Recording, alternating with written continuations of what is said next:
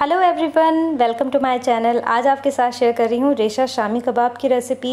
ये रेसिपी जो नॉर्मल शामी कबाब हैं उससे बिल्कुल डिफरेंट है और बहुत मज़ेदार बनते हैं, रेशेदार बनते हैं। तो इसकी रेसिपी मैं आपको बता देती हूँ। तो चलिए देख लेते हैं इस रेसिपी को बनाने के लिए हमने किन किन इंग्रेडिएंट्स का इस्तेमाल किया है। तो सबसे पहले मैंने यहाँ पर 300 ग्राम गोश्त लिया है। गोश्त जो लिया है वो बड़ी बोटी बनवाई है और साफ़ है एकदम, कोई इसमें छींचड़े नहीं होने चाहिए, एकदम क्लीन होना चाहिए। तो ये 300 ग्राम गोश्त में मैं ले रही हूँ 20 से 25 ग्राम चने की दाल। 1 किलो में हम 250 ग्राम चने की दाल लेते हैं।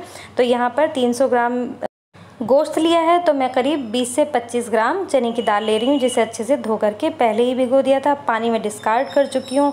इसके अलावा मसाले मैंने आपको दिखा देने हैं। मसालों में मैंने सबसे पहले मैं आपको बता दूं कि यहाँ पर मैंने लिया है मीडियम साइज़ का प्याज, जो कि मैंने रफली चॉप कर लिया है, और 2 इंच का अदरक लेकर के बारीक काट दिया है हमने, क्योंकि अदरक जो है घुलता नहीं है, प्याज और लहसुन घुल जाता है। और लहसुन की कलियाँ मैंने कोई 15 से 20 ली होंगी, क्योंकि मैं ज़्यादा इस्तेमाल करती हूँ इस रेशा कबाब में। आप थोड़ा ज़्यादा इस्तेमाल करेंगे तो अच्छा लगेगा। यहीं पर मैंने 15 से 20 ली हैं काली मिर्च, 4 से 5 लौंग ली है, एक बड़ी इलायची ली है और आधा चम्मच ज़ीरा लिया है। अब हमने इन सारे चीज़ों को कुछ मसालों के साथ पका लेना है। सबसे पहले प्रेशर कुकर में मैं डाल रही हूँ गोश्त, और इसी के साथ हम डाल देंगे ये चने की दाल, और इसके साथ ही जो मसाले मैंने आपको दिखाए हैं वो भी हम इसमें ऐड कर देंगे।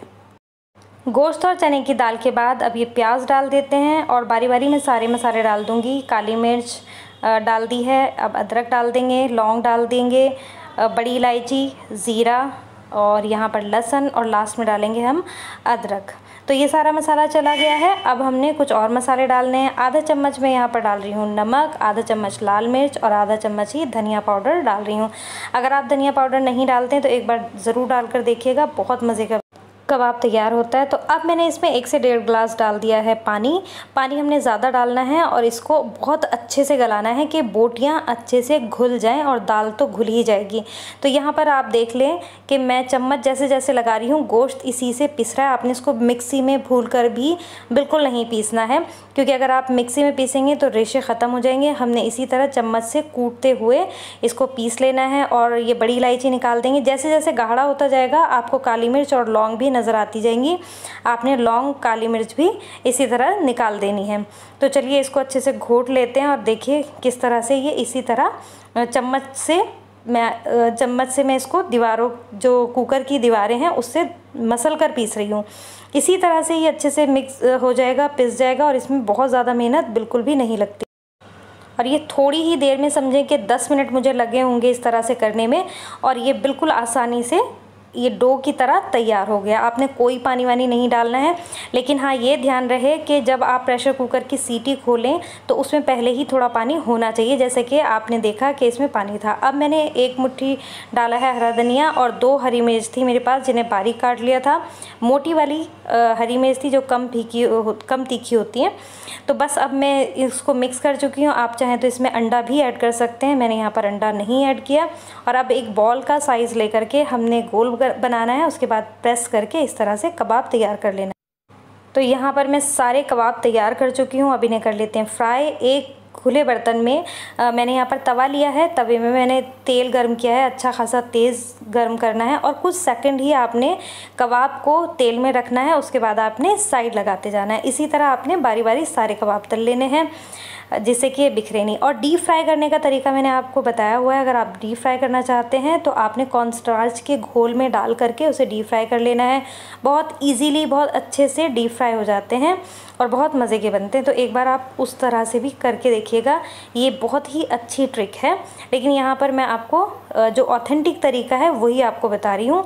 इसमें ना तो आपको मिक्सी की ज़रूरत है, ना ही आपको सिल की ज़रूरत है, किसी तरह की ज़रूरत नहीं है, और इतने मज़ेदार शामी कबाब तैयार होते हैं। आप एक बार ज़रूर बना कर देखिएगा। अगर आपने नहीं बनाया है तो ज़रूर बनाइएगा। ये बहुत पुराना और बहुत ऑथेंटिक तरीका है।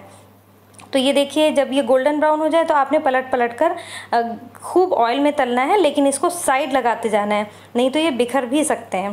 क्योंकि हमने दाल बहुत, अगर आप ज़्यादा दाल डाल देंगे तो ये बिखरेंगे तो नहीं, लेकिन इनका टेस्ट भी अच्छा नहीं आएगा। तो दाल बहुत सलाहियत से आपने डालनी है। 1 किलो में जैसे मैंने आपको बताया 250 ग्राम दाल काफ़ी होती है, और यहाँ पर हमने 300 ग्राम 350 ग्राम गोश्त लिया था, तो उसमें 20 से 25 ग्राम दाल बहुत थी। तो बस इसी हिसाब से मैं बना रही हूँ। तो चलिए इन्हें सारे ही कबाब्स को मैं फ्राई कर लेती हूँ। और इतने अमेज़ा में जो कि मैंने बनाया था 350 ग्राम गोश्त और 25 ग्राम चने की दाल लेकर के, उसमें समझे कि ये पूरे 10 कबाब बने थे। तो ये भी मैं आपको बता देती हूँ कि कम से कम 4 से 5 लोगों के लिए बहुत होता है इतनी क्वांटिटी में। तो बस अगर आपको अंदाज़ करके बनाना है तो वो भी मैं आपको यहाँ बता चुकी हूँ कि इस तरह से बहुत मज़ेदार कबाब बन जाते हैं। तो चलिए सारे फ्राई कर लेते हैं और फिर मैं आपको दिखाती हूँ। तो मैंने तो आपके साथ बातें करते करते ये कबाब तैयार कर लिए हैं। अब आप भी जल्दी से इन कबाबों को तैयार कर लीजिए, बहुत मज़ेदार बनते हैं और लाजवाब रेसिपी है, बिल्कुल मेहनत की ज़रूरत नहीं है। तो इंशाल्लाह उम्मीद करती हूँ आपको ये ज़रूर पसंद आई होगी रेसिपी। अगर आपको ये रेसिपी पसंद आई है तो लाइक, शेयर और सब्सक्राइब करना मत भूलिएगा। मुझे अपनी दुआओं में याद रखिएगा। इंशाल्लाह मिलेंगे अगली वीडियो में। जब तक के लिए अल्लाह हाफिज़।